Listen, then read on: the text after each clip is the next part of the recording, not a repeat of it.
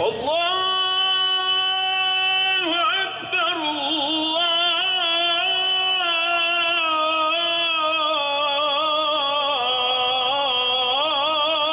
Allahu Ekber. Eşhedü en la ilahe illallah.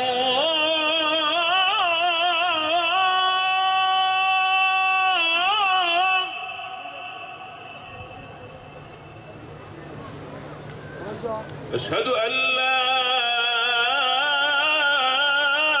ilahe illallah.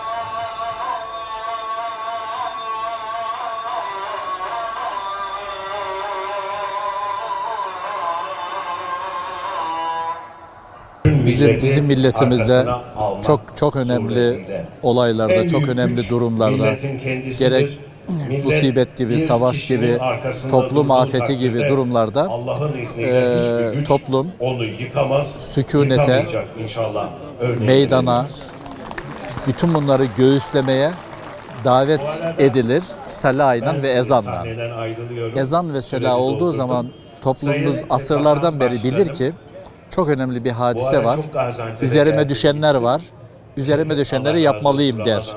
Biz de o meşhum gecede toplumumuzun hem gönül ferahlığı için, hem sükuneti için, hem de meşru ölçülerle haklarına sahip çıkmaları için minarelerde meydanlara davet ettik.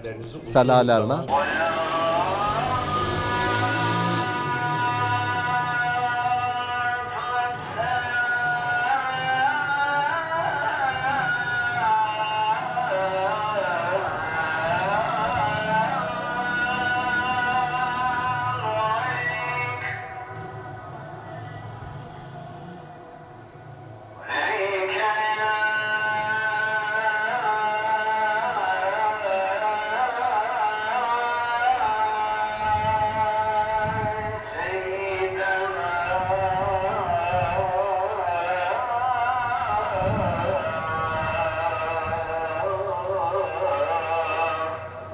Gaziantep olarak da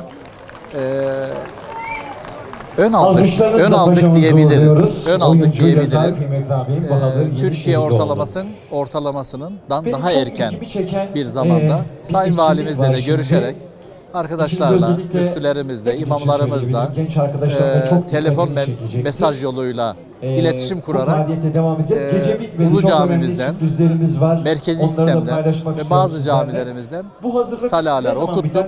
Bu salalar halkımıza sükunet verdi, güç verdi, kuvvet verdi, maneviyat aşıladı. Ben bu maneviyatın, bu gücün, bu sükunun, bu haklara sahip çıkışın, darbelerin önlenmesinde yekvücut olma konusunda çok büyük etkili olduğuna inanıyorum.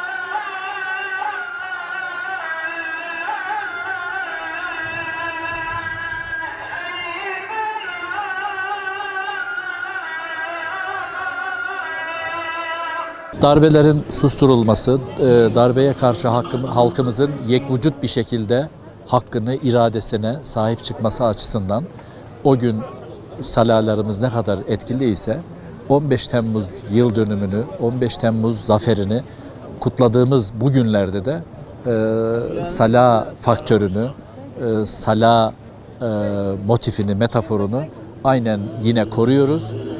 Bugün de 0-13'te merkezi sistemde bütün camilerimizden ve bu zafer gecesini kutladığımız şu meydanlardan gördüğünüz gibi çok organize bir şekilde salalarımız okundu.